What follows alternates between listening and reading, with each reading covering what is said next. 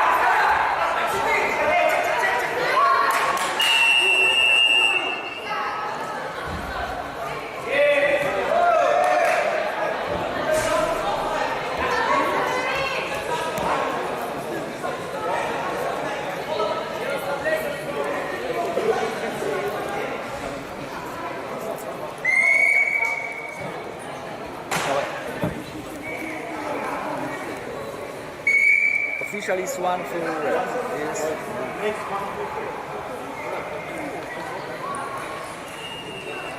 jeszcze raz.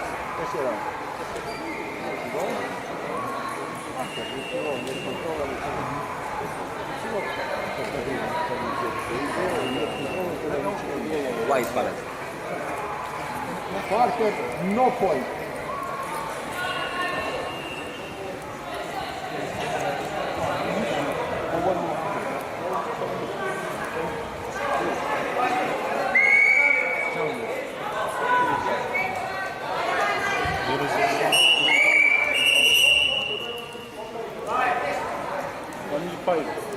Red.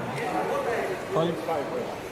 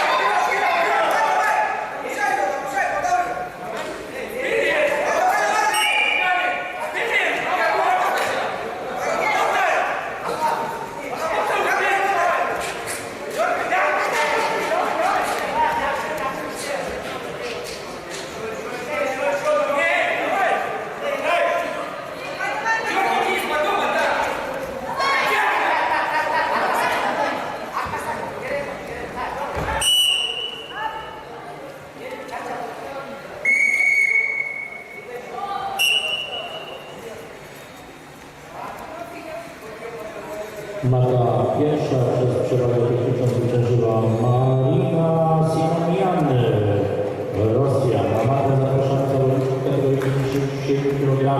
KWRS kontra Magdalena Głodek, Polska. Przygotowują się Nazira Marzbek, Kirgistan i Jowita Rzeszek, Polska.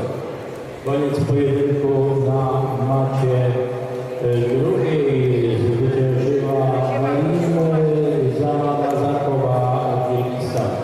Na matę zapraszamy zawodniczki kategorii